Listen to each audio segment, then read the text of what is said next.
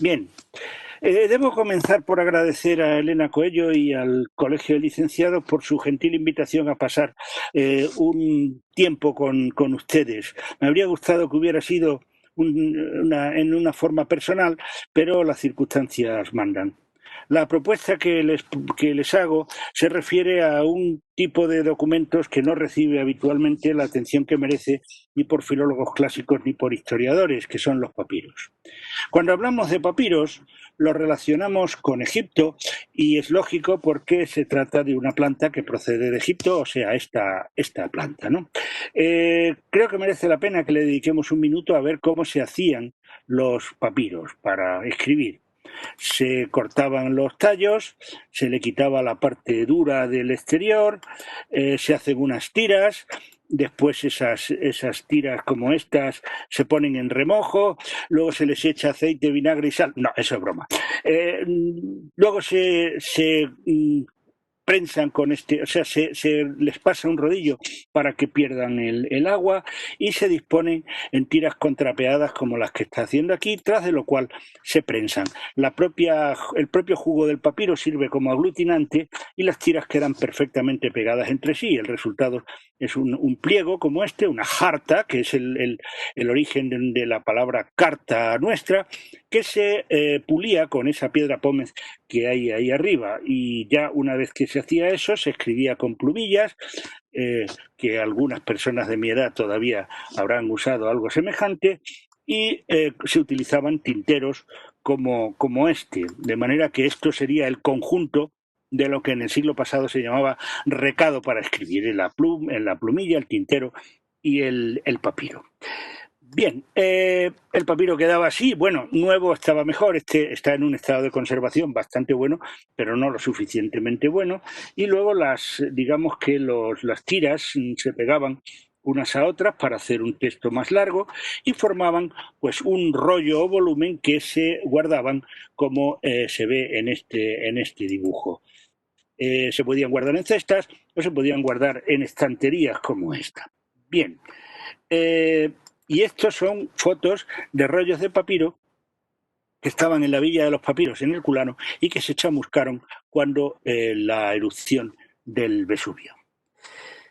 Y eso me lleva al principio de mi charla. ¿Por qué relacionamos los papiros con Egipto? Porque un papiro en condiciones normales no dura más allá de 200 años. En condiciones normales me refiero de humedad. Solo en lugares muy secos como Egipto o cuando se produce un accidente, como es el caso del papiro de Derbeni que están ustedes viendo, aquí lo ven un poco más extenso, que se medio quemó en una pira donde debía haberse quemado con el cadáver, pero debió rodar y quedó semichamuscado. Eso lo desecó, permitió que se conservara, pero eso es excepcional. Otros casos son los papiros de Herculano que ya hemos visto que se conservaron gracias a la erupción del Vesubio.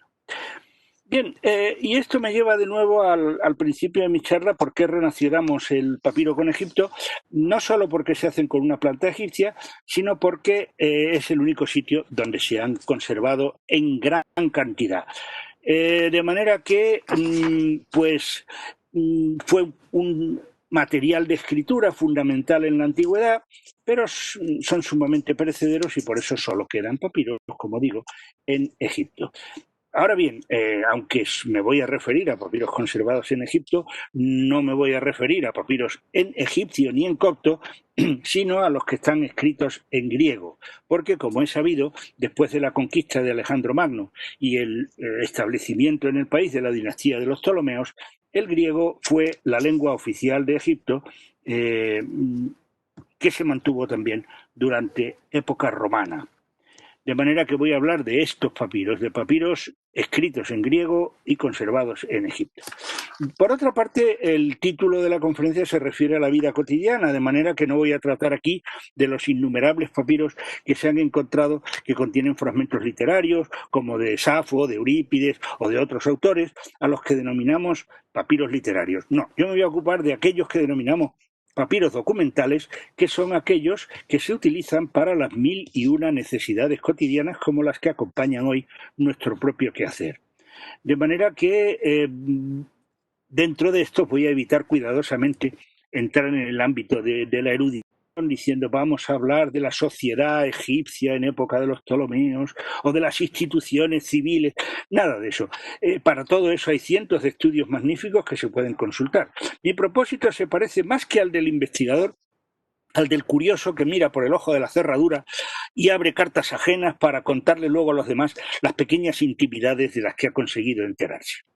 Esta práctica de curiosear en las vidas ajenas, que habitualmente es censurable, puede tener, sin embargo, en el caso que nos ocupa, una función positiva.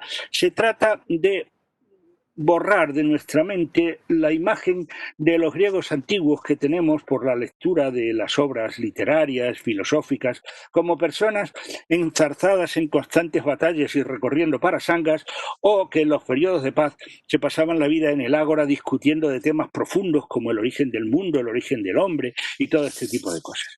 Los papiros documentales de ningún modo nacieron con pretensiones literarias, sino simplemente funcionales, y nos asoman a otro mundo completamente diferente. Nos permiten sorprender a los griegos en su actividad diaria, resolviendo trabas burocráticas, buscando empleo, preocupados porque tienen que traer un albañil o un pintor a casa, o organizándose alguna fiesta o diversión particular. De manera que nos lo presentan estos textos enfrentados a su vida común, menos solemne, menos cultural, más en zapatillas, pero desde luego no menos auténtica que la otra.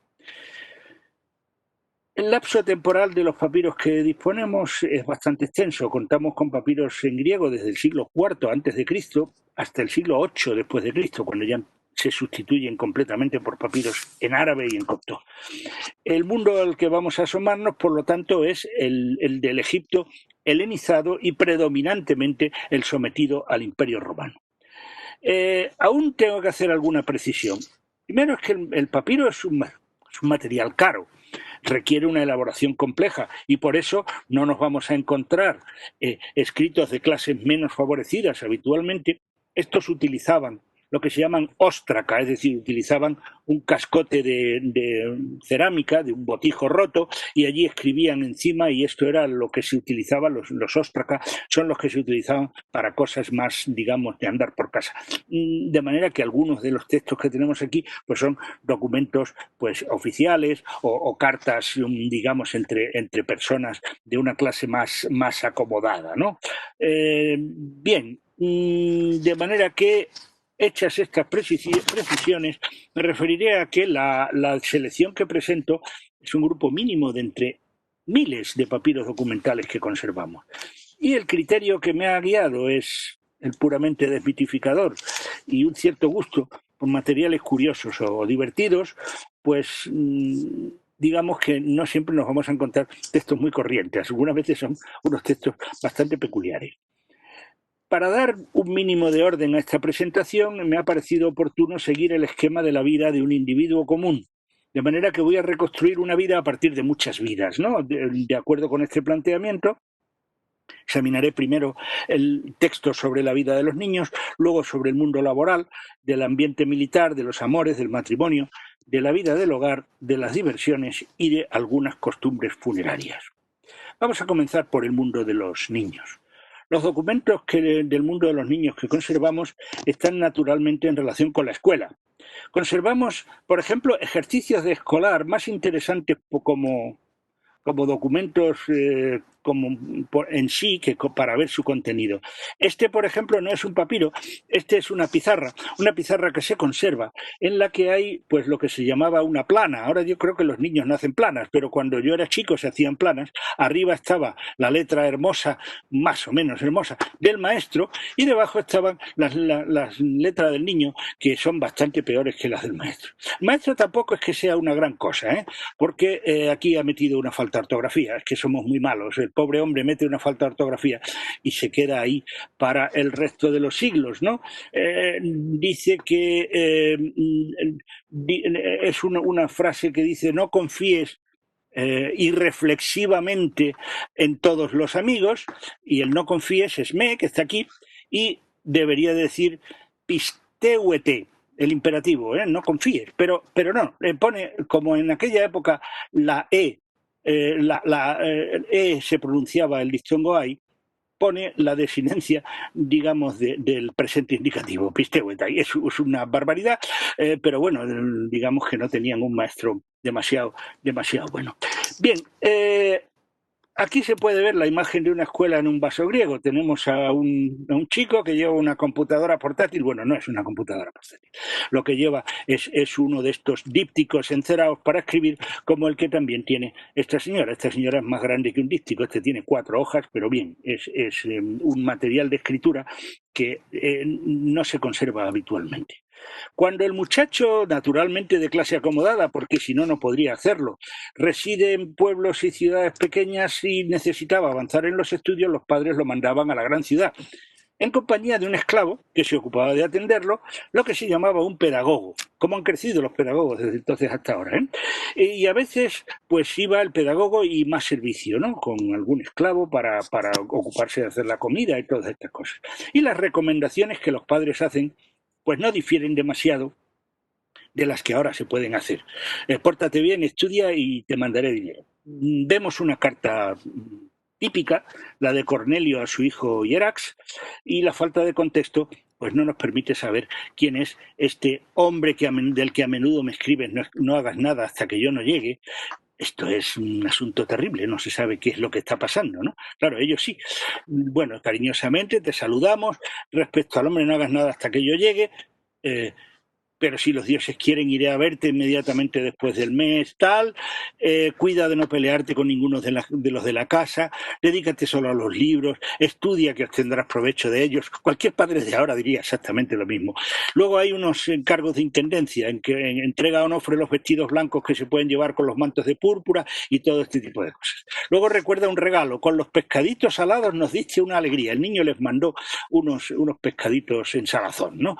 Y bueno, el padre pues lo agradece, pero se los paga. Te mandaré por medio de Anubas lo que te ha costado. Entre tanto, emplea tu dinero para tu comida y la de los que están contigo hasta que yo te envíe. Hazme saber lo que desees. Y luego en el reverso, pues figura a su hijo Hierax de Cornelio, su padre. Naturalmente no figura la dirección. No hace falta porque estos papiros se llevaban personalmente. No hay un servicio de correos.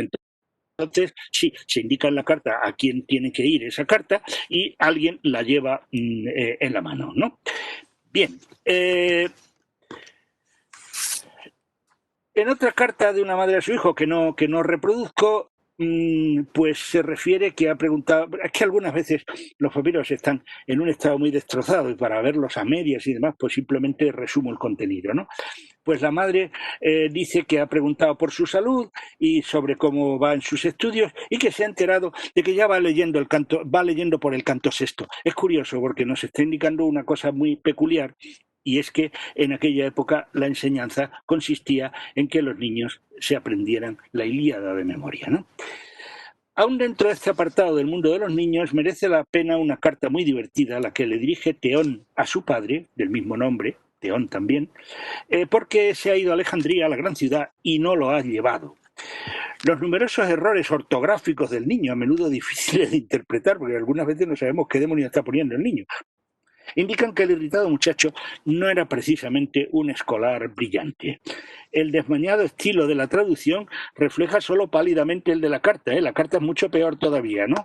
De manera que dice así: buena la hiciste, no me llevaste contigo a la ciudad. Si no quieres llevarme contigo a Alejandría, ni te escribiré más una carta, ni te hablo, obsérvese los futuros, los presentes, ni te deseo buena salud. Si vas a Alejandría, ni te cojo la mano, ni te saludo otra vez, nunca más. Si no quieres llevarme, eso es lo que te pasa. También mi madre le dijo a Arquelao: me pone nerviosa, llévatelo. Buena la hiciste, vaya regalos me enviaste, almortas. Ya nos liaste el día 12 cuando embarcaste. Manda más tarde a por mí, te lo suplico. Si no mandas a por mí, no como, no bebo. Eso, deseo que sigas bien. Fecha y luego entrégalo a Teón de su hijo Teoncito. De manera que, bien, pues es una carta divertida. Por citar algunas otras cartas de estudiantes, hay un formal estudiante que se queja a su padre de que le ha escrito 5 cartas y no le ha contestado, y en otra que un muchacho que le dice a la familia que cuide de sus palomos. Bien, hay este tipo de cartas. Pero dejemos a los estudiantes. No todos tenían el privilegio de que su padre corriera con los gastos de una educación como estudiante. Otros aprendían un oficio y la costumbre era que para aprender este oficio se colocaran de aprendices. Para ello se hacían contratos, un contrato de aprendizaje que requería las condiciones por las que el niño aprendía, ¿no? De manera que aquí tenemos un contrato que es para que un joven esclavo aprenda taquigrafía. Dice Panacotes, saluda a Polonia el taquígrafo. He enviado a mi esclavo Queremón para que aprenda los signos que conoce tu hijo Dionisio por un periodo de 2 años desde el presente mes. O sea, era un curso de 2 años. Se fija la fecha, el salario acordado de 120 dracmas de plata, con excepción de los días festivos. De esta suma has cobrado un primer pago de 40 y un segundo de 40 lo recibirás cuando el muchacho haya aprendido entero el manual. Y el tercero, las 40 dracmas, lo recibirás cuando el muchacho escriba prosa de cualquier tipo y pueda leerla sin errores, porque claro, si la escribe pero luego no sabe leer, la cosa anda mal.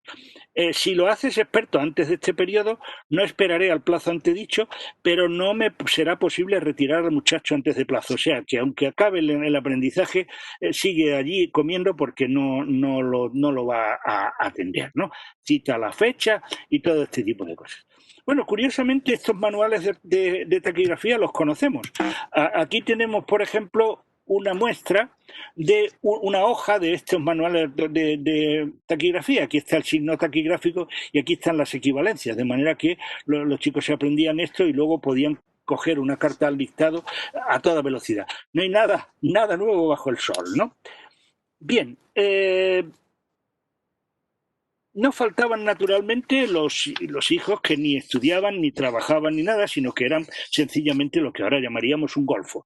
Por ejemplo, Antonio Longo, que con numerosos atentados contra la ortografía le escribe a su madre en demanda de perdón, en una carta que los estudiosos han comparado repetidamente con la carta del hijo pródigo, ¿no? Antonio Longo, a Lilu, su madre, muchísimos saludos.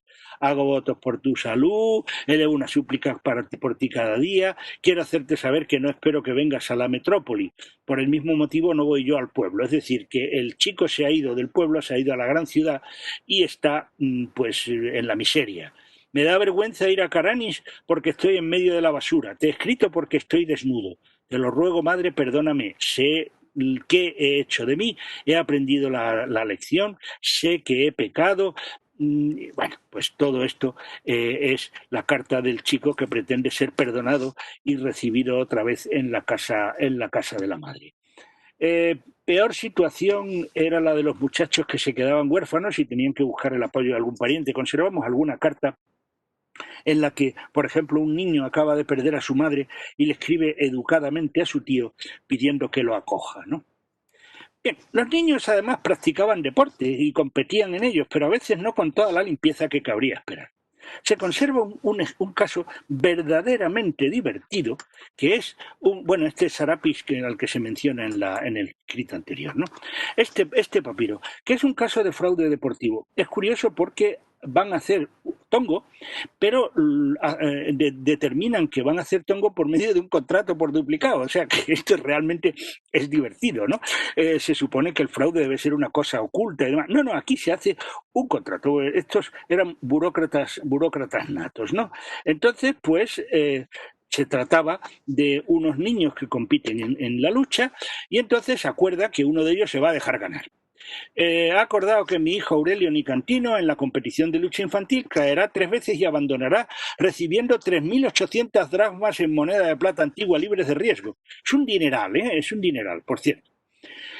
Si, lo cual no suceda, él abandona y no deja de cumplir el acuerdo, pero la corona se reserva para ser consagrada, es decir, que los jueces se dan cuenta de que ha habido tongo y entonces retiran el premio, no le perseguiremos judicialmente por ello. Es decir, si efectivamente es cosa de los jueces, no. Pero claro, si el propio Demetrio viola alguno de los términos escritos y acordados con mi hijo, pues que no se deje ganar, efectivamente, y estas cosas, pagará 3 talentos en moneda de plata antigua sin ninguna dilación o excusa.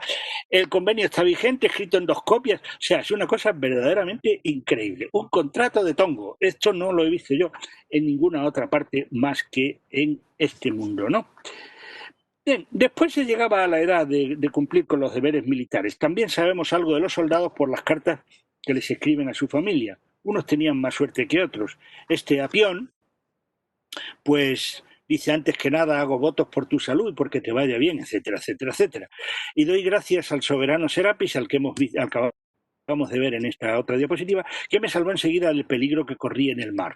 De manera que el hombre, bueno, yo creo que pues se movía el barco un poco y el chico se asustó notablemente, ¿no? Escríbeme, dándome noticias de todos y todo. Vamos a dejar digamos, la prolija relación de cortesías familiares. Bueno, llegados a la edad adulta había que buscar un trabajo y en estos asuntos también venía bien contar con una carta de recomendación como esta. Heraclides, el portador de esta carta, es mi hermano, por eso te encomiendo con todas mis fuerzas que lo tomes bajo tu protección. Le pedí también a Hermias, tu hermano, que trate de él contigo por carta, o sea, hace una doble recomendación por vía de su hermano y él mismo. Me harás el mayor favor si obtiene tu aprecio. Antes que nada, hago votos por tu salud y porque todo te salga bien, libre del mal de ojo. Tenían un miedo terrible al mal de ojo, ¿no? Por ejemplo, ahí conservamos amuletos contra el mal de ojo, que es porque la gente tenía un miedo terrible a que le echaran el mal de ojo, ¿no? Bien, contamos con información sobre las profesiones y los oficios más dispares. Tenemos contratos de todo tipo, contratos a nodrizas, contratos a esclavos, bueno, todo tipo de braceros, picapedreros, yo qué sé. Pero vamos a empezar por algunos curiosos. Por ejemplo, digamos, contrato falsilla, que hoy pues sería un formulario con huecos, pero en este caso es un papiro en donde sustituye los huecos por fulano o por mengano, ¿no? Y que nosotros vamos a poner aquí por X, ¿no? X hijo de X, nieto de X, de tal madre de tal sitio, a X hijo de X, nieto de X, de tal madre de tal sitio, saludos. Así que en un contrato había que poner todo esto. Admito haber recibido de tu parte en mano en depósito tantas dracmas, o sea, X dracmas. Son tantas dracmas, se pone 2 veces, eso es como antes, que se ponía en número y en letra, ¿no? Bueno, las devolveré cuando desee sin retraso, si no, pagaré una multa de acuerdo con la ley de depósitos, siéndote posible actuar contra mí y contra mis propiedades como por decisión de un juez. El instrumento del depósito escrito por mí, X, o sea, que uno tenía que poner ahí su nombre, en mi propia mano en 2 copias, es válido donde quiera que se presente y quien quiera que lo presente en su beneficio. Fecha. De manera que ahí tenemos pues un formulario de banco. Bien, sigamos con otro oficio, ¿no? El de una lista de artículos embarcados en un pequeño mercante, entre los que se cuentan nada menos que aceite español, ¿no? La vinagreta y la salazón que se mencionan también podrían venir de la península ibérica, donde se fabricaban. Por cierto, que el comerciante pues comete también varias faltas de ortografía, lo cual no es extraño. Aquí tenemos el papiro y aquí tenemos un barco, un pecio antiguo del V a.C., hundido cerca de Sicilia, para que nos hagamos una idea del tipo de barco del que estamos hablando. Esta es la lista de artículos para el barco. 3 jarras de ascalón con vino, un cacharro de jabón, 2 cacharros de aceite de cedro, un jarro de vinagreta, una vasija de aceite de Hispania, 7 jarras de gaza de salazón, 5 vasijas vacías, una jarra de ascalón vacía, una jarra de gaza vacía, un jarro vacío, una cesta de papiros y una alfombra. Una cesta de papiros, curiosamente. Vemos que hay algunos cacharros que están vacíos. Están vacíos porque el mercader espera llenarlos en el puerto de destino y volver con ellos para seguir comerciando a su vuelta, a su regreso, ¿no? Bien, de manera que también se podía optar por dedicarse a un comercio más sedentario y menos arriesgado. Por poner un ejemplo, tenemos un papiro con un contrato para el alquiler de una perfumería, contratos de alquiler de tierras, contratos de animales de labor y demás. Para todas estas actividades se movía un constante papeleo administrativo, incluso para algunas actividades menos santas. Por ejemplo, aquí tenemos este contrato. Amonio y los que con él son recaudadores del impuesto sobre prostitutas saludan a Timmarina. Le permitimos ejercer la prostitución el 26 de Tot del 6º año de Antonino César. Segunda mano, yo, Brasidio Valente, lo he suscrito. Es curioso, es un documento público que autoriza a ejercer como prostituta a una señorita y hay un funcionario que, digamos, suscribe, una segunda mano, suscribe el primer documento, ¿no? Se supone que estas profesionales constituían una saneada fuente de ingresos para las haciendas municipales de la época.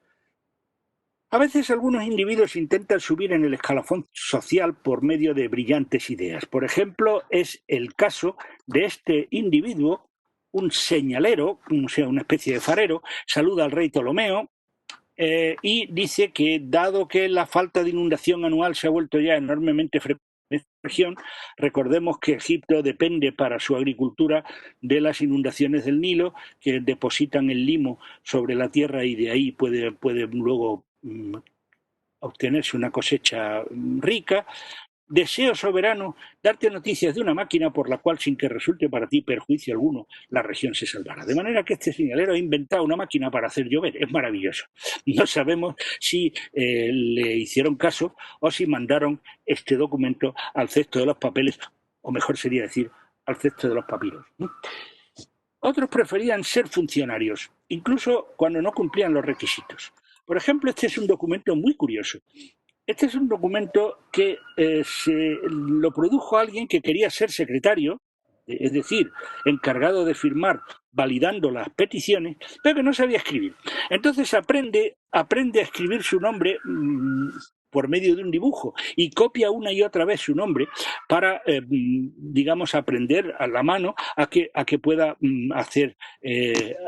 hacer una firma, ¿no? Hay otro muy divertido en el que es igual que este, pero en el que el individuo se equivoca al escribir su nombre en la tercera línea y se come una letra y luego sigue las demás con la letra comida porque no sabe lo que está escribiendo. Sencillamente copia lo que hay arriba, copia para aprender cómo tiene que escribir, digamos, firmar los documentos. Algunos negociantes de la época demuestran que estaban más ocupados que un ejecutivo moderno, a juzgar por la necesidad de anotar en una agenda los asuntos del día. Tampoco nada nuevo, ¿no? Aquí tenemos la de Zenón, en la que había anotado lo que tenía que hacer en un solo día y la verdad es que da estrés solo leerlo. Preguntarle a Heródoto acerca de la lana de las cabras. A Aminias a cuánto vendió la mina. La carta de Dioscórides sobre el barco. Llegar a un acuerdo con Apolodoro acerca de los lechones. Redactar el contrato con Apolodoro y ponerlo por escrito para dárselo. Cargar el barco de maderos. Escribirle a Jasón para que cargue la lana y que Denis se la lleve. Y todo así, ¿no? La cuarta parte, traerse el vinagre. Escribirle a Melitón para plantar los viñedos de Bumasto. Bumasto es una uva que tiene unas uvas muy grandes. De Neoptólemo y el Cimo. Bueno. Y luego abajo sigue en el reverso, sigue escribiendo cosas, a Teófilo por haberme hecho un favor, escribirle a... Bueno, o sea que esto es verdaderamente tremebundo. Se conoce que así se explica a la vista de este tipo de agenda para qué se necesitaba a un taquígrafo como Queremón, como el que hemos visto antes, ¿no? Bien, el establecerse de una persona comportaba también fundar una familia. También se trataba, por tanto, de buscar novia, y esto es un asunto que no siempre es demasiado fácil. Cuando los asuntos de amores no resultaban bien, era frecuente recurrir a la magia, a conjuros amorosos de los que tenemos numerosísimos especímenes. El mundo de la magia griega es un mundo enorme, sobre el que también hay infinitas cosas que decir, se conocen muy bien últimamente, y aquí tenemos pues uno de estos encantamientos amorosos. Se ve que se hace aquí una especie, ¿no?, de abracadabra que forma un dibujo. Eso es un elemento del encantamiento. Y aquí tenemos el conjuro, ¿no? Saumerio ante el planeta Venus. Hombre, muy adecuado que para un asunto amoroso sea el planeta Venus. De una paloma blanca la sangre y la grasa, mirra cruda y artemisia cocida. Con todo esto hay que hacer un ungüento y prenderle fuego. Bueno, sesos de buitre, un diente del lado derecho de la quijada superior de una burra o de un becerro colorado, sacrificado a los dioses. Atado al hombro izquierdo en un brazalete anúbico. El brazalete anúbico es una especie de cinta con una inscripción que tenía también un valor mágico. Y luego coacción en la práctica, es decir, lo que había que decir, la fórmula mágica. Si tú como diosa que eres muestras alguna tardanza, es Afrodita, la diosa a la que se le dice, claro. No verás a Adonis surgiendo del Hades. Yo me iré corriendo derecho hacia él y lo ataré con adamantinas cadenas. Al acecho lo ataré con fuerza a otra rueda de dicción y ya no saldrá a la luz. Es decir, se está tratando de hacer coacción sobre la divinidad. Tráeme a fulana, la hija de fulano, que venga lo más aprisa posible y llegue ante mi puerta, la de fulano, hijo de fulana. Ella, aguijoneada por un tábano, por amor y deseo de coyunda, bajo la coerción de violentos acicates, hoy, enseguida, deprisa, pues te conjuro a ti, Citerea. Y luego una frase fantástica, en un millón, bumbillón, actión. Bueno, no sigo porque a lo mejor pasa algo si yo pronuncio toda esta fórmula mágica. Bien, de manera que vemos un formulario. Esto es un formulario de un mago, ¿eh?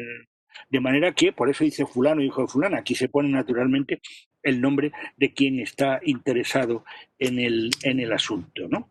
Sin embargo, otros tenían más suerte y no necesitaban de encantamientos para tener éxito con las damas, a juzgar por las cartas amorosas que reciben. Aquí tenemos una, un poquito cursi. Se indica que la cursilería no es privativa de ninguna época, ¿no? Tais a Apolonio, su señor. Envía muchísimos saludos. Antes que nada te saludo, mi señor, y hago votos en todas partes por tu salud. Estuve no poco angustiada, señor, porque oí que estabas indispuesto, pero gracias a todos los dioses que te conservan libre de mal. Te suplico que me envíes a buscar. Si no, moriré por no verte todos los días. Y luego ya, ojalá pudiera volar, llegar junto a ti y postrarme ante ti. Así que reconcíliate conmigo. Es decir, al parecer, pues Apolonio el estratego, que es a quien va dirigida la carta, pues se ha enfadado con Thais, y entonces pues Thais le escribe para ver si la perdona, ¿no? Bien, por fin este ciudadano ubicuo al que estamos reconstruyendo a trozos de diversos ciudadanos, pues sentaba la cabeza y contraía matrimonio. A menudo, cuando se trataba de personas pudientes, el matrimonio comportaba el establecimiento de un contrato, claro, sobre todo para determinar las cuestiones de dinero que eran las importantes, ¿no? Como muestra de uno, he seleccionado un papiro muy antiguo. El primer contrato de matrimonio que conocemos escrito en griego, ¿no? Es un papiro de Elefantina de 311 a.C., el siglo IV a.C., ¿no? Y entonces, pues nos dice algo así como lo siguiente. Se fija la fecha, y luego se dice que en contrato de matrimonio de Heraclides y Demetria, y que son legítimas, que es una mujer legítima, que los dos son libres, y que ella aporta pues vestidos y adornos por un valor de 1000 dracmas. Heraclides debe proporcionarle a Demetria todo cuanto conviene a una mujer libre y han de vivir juntos de la manera que mejor parezca a ambos. Bueno, si se descubre que Demetria se comporta mal para vergüenza de su marido Heraclides, deberá privársele de todo cuanto aportó. Pero Heraclides habla de demostrar las acusaciones que hiciere contra Demetria en presencia de 3 hombres que ambos estimen aceptables. De manera que hay que aportar testigos, y testigos además que sean admitidos por los dos. Y no le estará permitido a Heraclides traer a casa a otra mujer para escarnio de Demetria, ni tener hijos con otra mujer, ni comportarse mal bajo ningún concepto.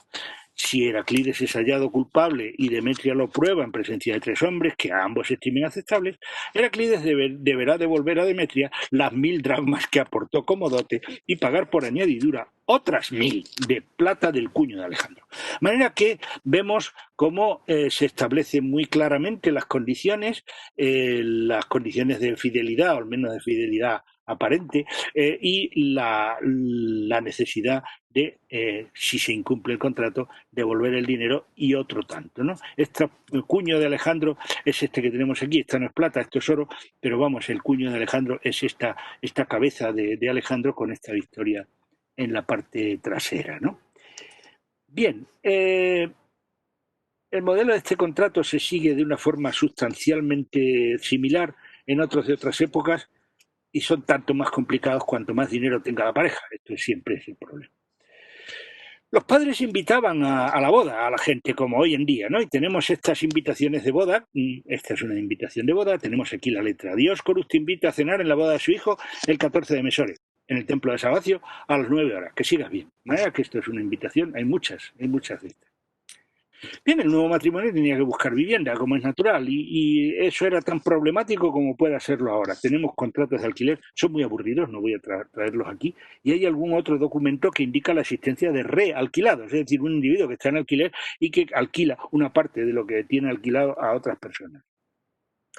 La vida del hogar comportaba otros problemas, por ejemplo, la comida, pero para eso estaban los recetarios de cocina. Esto es un fragmento de un recetario de cocina con un individuo que está ahí cociendo pan en este fragmento, ¿no?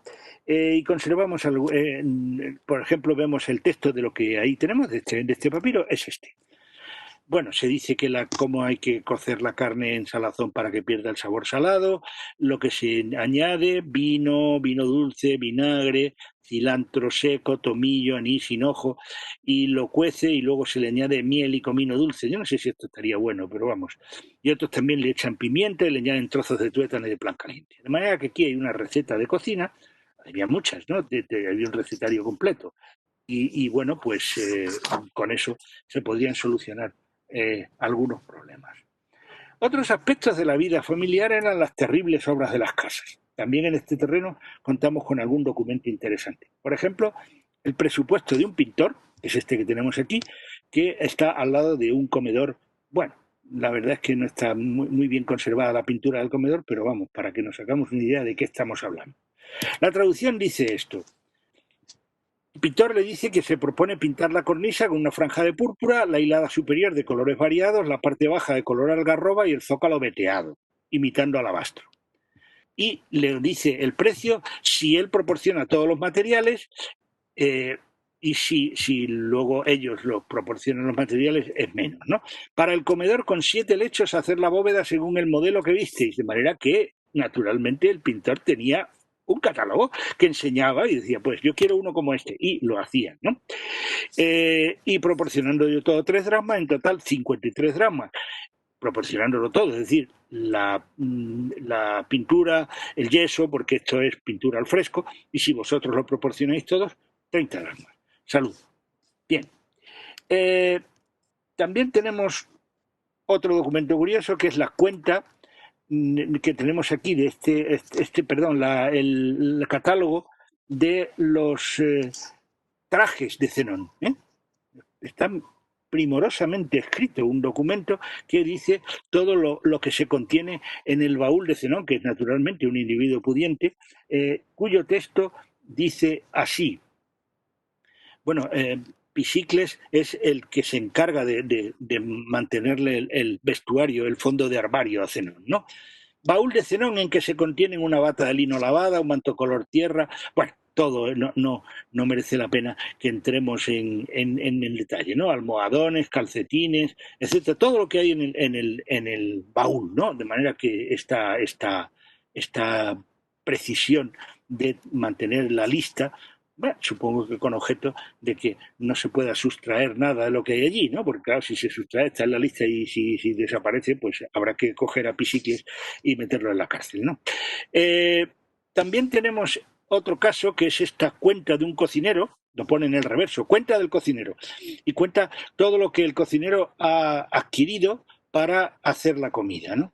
Casi todo es casquería, casi todo es casquería.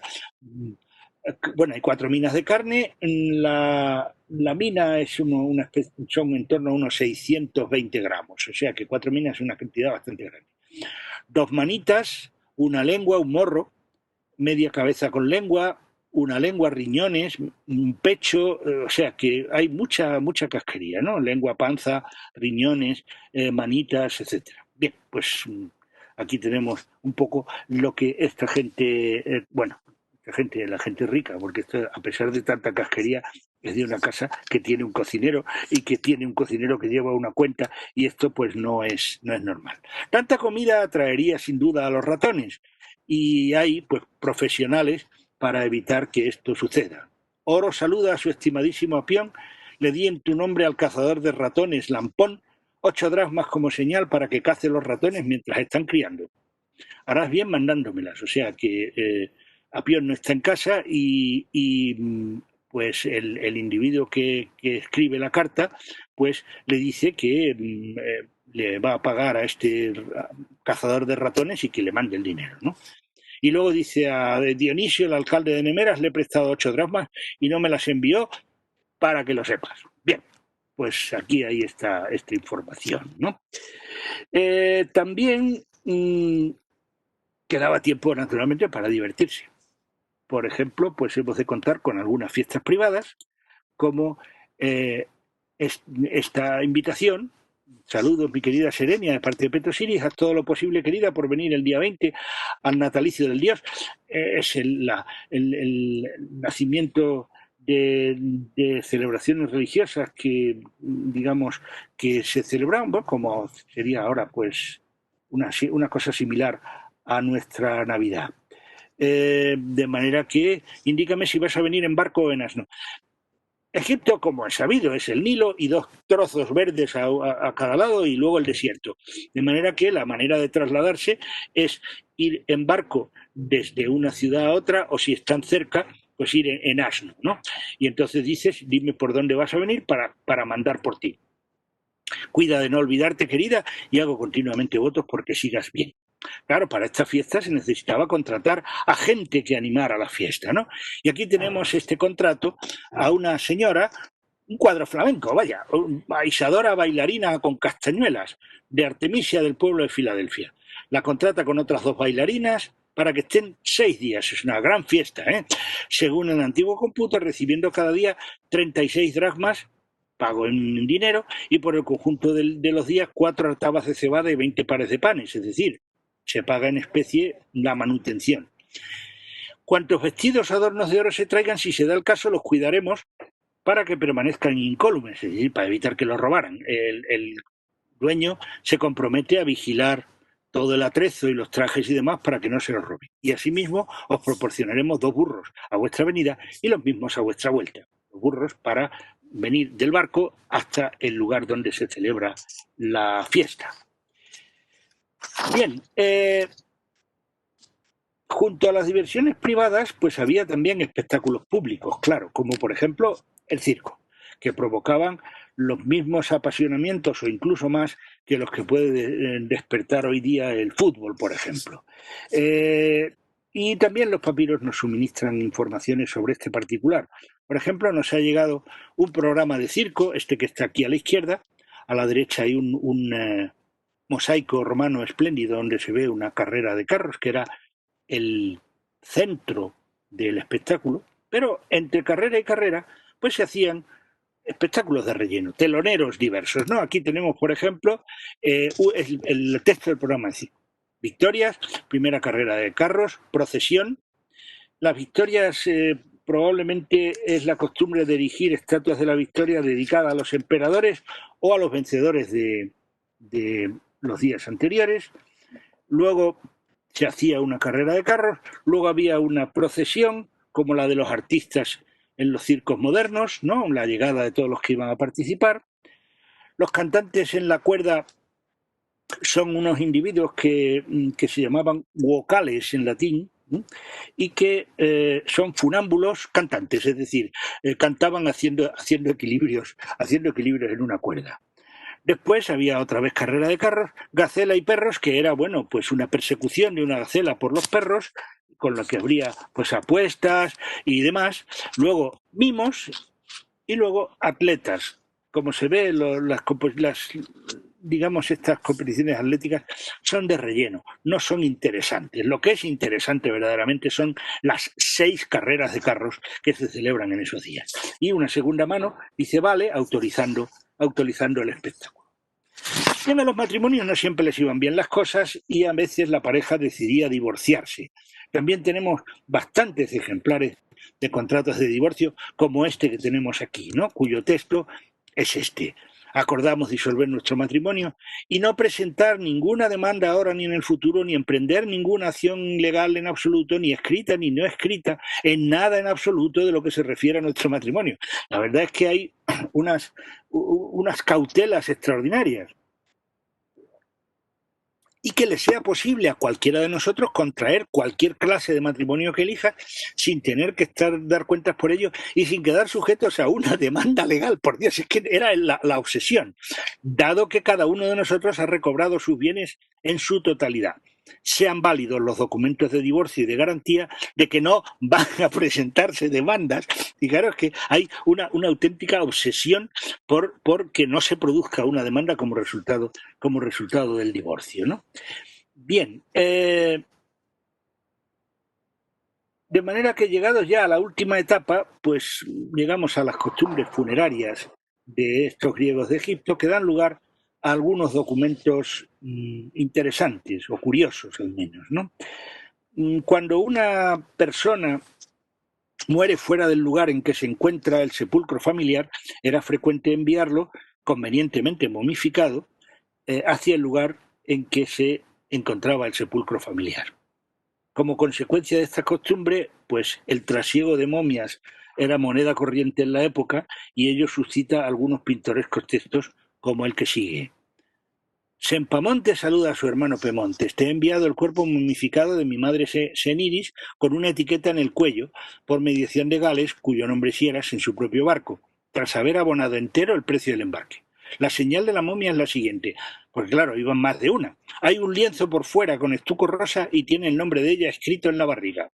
Una segunda mano dice, hago votos, hermano, porque te encuentres bien, año 3, 11 de tot, etc. Y una tercera mano dice, a Pamontes Moro, de su hermana Sempamontes. Bien, estas son algunas etiquetas de momia, están perfectamente catalogadas. Hay una persona que ha hecho un catálogo completo de todas las etiquetas de momia que se conservan en todo el mundo, y hay informaciones interesantes porque hay pequeñas oraciones, hay muchos nombres y hay bastantes cosas, digamos, interesantes. Hay algún caso más terrible, por ejemplo, hay una carta que no he traído aquí, en la que un barquero indica que ha perdido una momia, es decir, que la familia le reclama una momia y que él allí no la tiene en el barco, no sabe qué ha pasado, si se la ha dado a otro, si la ha dejado perdida por ahí, en fin, parece cómico, pero en fin, no lo es en absoluto, ¿no? Bien, y si el muerto era miembro de una familia que perteneciera a un club privado, había clubes privados, sus componentes aprovechaban el evento para celebrar una fiesta cuyos gastos pagaban escrupulosamente a escote, que era una manera de muy favorecida por los griegos. Por ejemplo, ya Hesíodo alaba lo de pagar a escote, porque así nadie se encuentra forzado a gastarse una enorme cantidad de dinero y se divierten todos mucho y todo ese tipo de cosas. Pues ahí había una especie de clubes gastronómicos y, bueno, pues tenía algún documento emanado de ese club, ¿no? Por ejemplo, este que hay aquí, que nos dice del funeral de Calatiris, un jarro de 6 coes de vino, 2.000 dracmas pan para el banquete, 2.000 dracmas, pan para el banquete 190 dracmas. O sea que la verdad es que hay una asombrosa cantidad de vino para una pequeña cantidad de pan. Eso me recuerda el viejo chiste de para la fiesta vamos a tener 10 litros de vino y una barra de pan. Dice, ¿no te parece mucho pan? Bueno, pues eso aquí pasa lo mismo, ¿no? Son 22 personas, de las que 18 son miembros del club y 4 son invitados, siendo estos últimos T, punto suspensivo, porque hay un agujero en el papiro, no es porque tuviera un nombre raro, ¿no? Hijo de Numenio, los que están aquí. Total, 4. Total, 22 a 10, 100 dracmas cada uno, 2.200 dracmas. En manos del tesorero quedan 10 dracmas, le dejan un remanente por si acaso, ¿no? El día 20, un jarro de 6 coes de vino, 2.000 dracmas y una corona, 120 dracmas. La corona es para el difunto. Total, 2.120. En fin, toda la precisión de lo que se hace y lo que paga cada uno, todo minuciosamente registrado, ¿no? Bien, con ambiente festivo terminamos. Nos hemos dejado sin duda muchos asuntos importantes. No nos hemos ocupado de la administración pública, del mundo de la religión o de muchos otros oficios, de algunos otros textos curiosos, como un individuo que tiene 4 o 5 denuncias al prefecto porque le han pegado, le han golpeado. El individuo era prestamista, lo cual tampoco nos extraña. Y es curioso porque el mismo individuo aparece en varios documentos. Pero, en fin, es que si no, pues todo esto sería interminable. Por lo tanto, termino esta galería de peripecias de personas corrientes, cuyas acciones no pasaron a la historia, cuyos nombres no están en los manuales, pero que nos han brindado la posibilidad de asomarnos a las aspiraciones, a las satisfacciones, a los temores y a las tristezas de personas muy lejanas a nosotros en el tiempo, pero con los que prodigiosamente no tenemos gran dificultad en identificarnos. Muchísimas gracias por su atención.